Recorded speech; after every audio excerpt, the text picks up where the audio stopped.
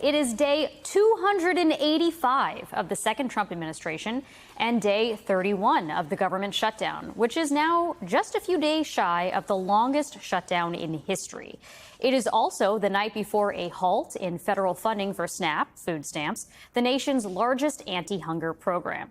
This week, several states sued the Agriculture Department to keep that money flowing. And earlier today, a federal judge in Rhode Island ordered the administration to continue paying for SNAP out of a contingency fund, while a Massachusetts court gave the government until Monday to indicate whether they would provide full or partial benefits. Tonight, President Trump responded on his social media platform, saying that he would be honored to fund food stamps if the court gives him clarification on how to legally do so. He also acknowledged that assistance may still be delayed. But that's not the only critical program hanging in the balance right now. Tomorrow, funding ends for Head Start locations serving 65,000 children nationwide. We will get into the devastating consequences of all of that in just a minute. But first, as the pain caused by the shutdown reaches what Senator Josh Hawley called a point of absurdity, the Senate has left Washington without any clear path forward. And tomorrow, millions will face sticker shock when open enrollment for the Affordable Care Act begins. Remember, at the very heart of this entire shutdown fight is a dispute over expiring premium subsidies. Democrats won't agree to a spending deal unless Republicans agree to an extension. That's why Democrats are withholding their votes to reopen the government. With all of that laid out, let's bring in our lead-off excellent panel, Michael Schnell, MSNBC congressional reporter, Philip Bump, former Washington Post columnist and my former colleague, and Evan McMorris Santoro, reporter for Notice. Michael, I want to start with you right there. ACA open enrollment begins tomorrow. And we have seen some eye-popping estimates for how much insurance rates will go up when those tax credits lapse. But that was hypothetical, at least for a while, and now it's becoming very real. How much do you think that sticker shock will change the dynamics for lawmakers and their constituents?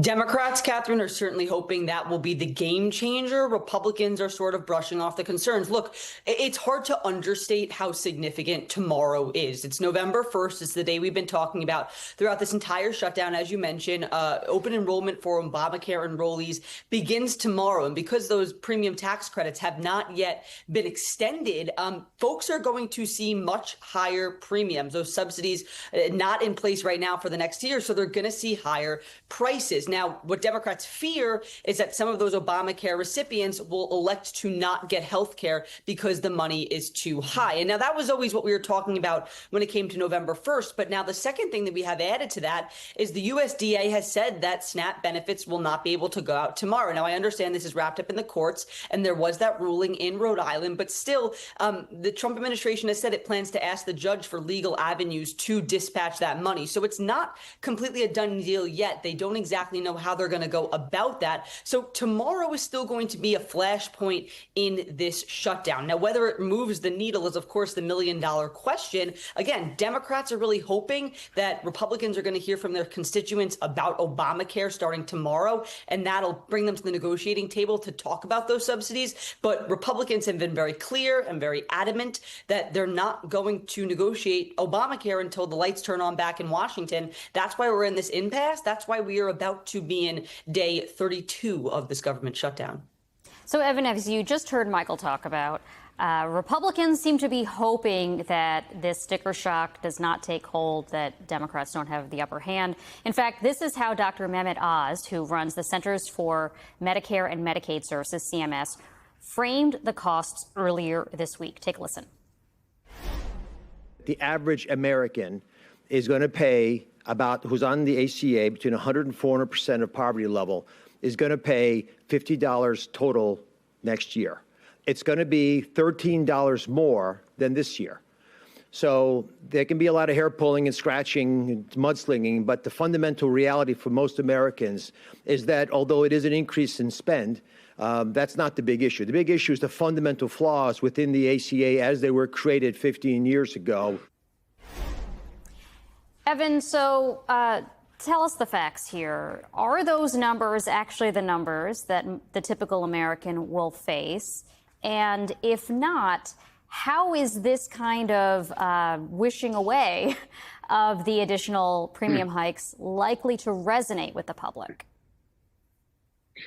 Well, no, those numbers are not correct. We've seen reports of huge increases in costs for many consumers that get their healthcare through the ACA if these subsidies expire without being extended.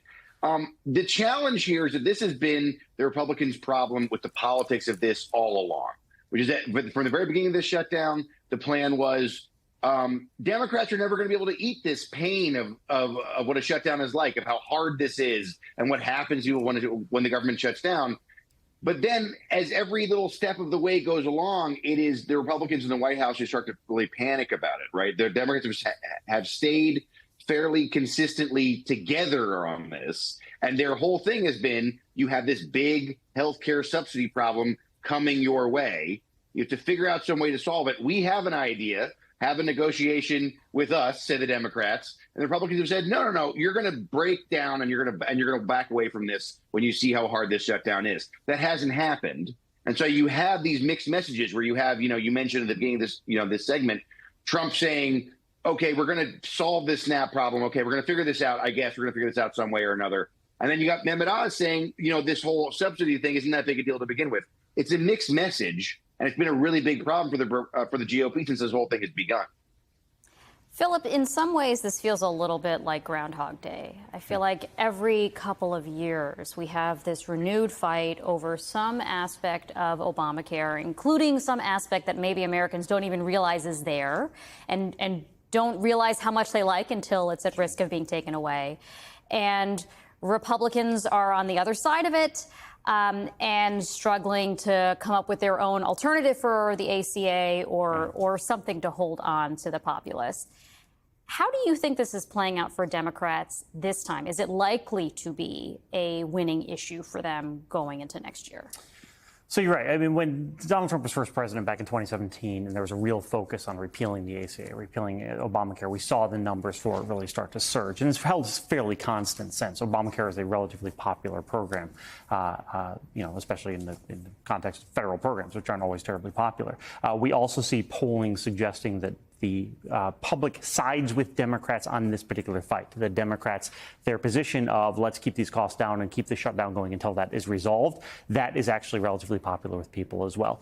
I think what's fascinating about this moment, and Evan was just speaking about the challenge that the Republicans are having, one of the central challenges is that Donald Trump himself has no message on this, right? In part because he doesn't really care that much. He's much more interested in his renovations that he's doing at the White House and so on and so forth. In part because he's always had the same message, which is, we're going to replace it with something great. And it's been 10 years. And we're all cognizant of the fact he has nothing great in his pocket. It's still 2 weeks away. Yeah, of course.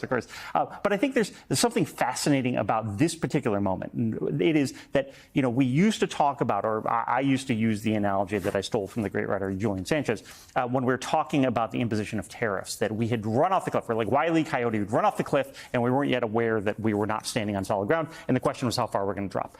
This is happening much faster, right? The shutdown is a month old, and this is a moment in which we're running off the cliff, and all of a sudden gravity is going to start tugging on us as of midnight, right? And we are going to find out what that drop looks like, and that's going to be a pain point for the president he hasn't seen yet. And I really think it's worth highlighting the fact that Donald Trump is here saying, hey, man, I don't know, the courts are saying I can't do it. Are you joking? This is a guy who's blowing up random people in the middle of the Caribbean, right? This is obviously something he doesn't want to do. He thinks that people who are going to suffer are not going to be the people who are his base, which he's wrong about based on the numbers. And I think we're going to find out very quickly, once this pain starts to affect people, that he does not have a tenable position in that regard.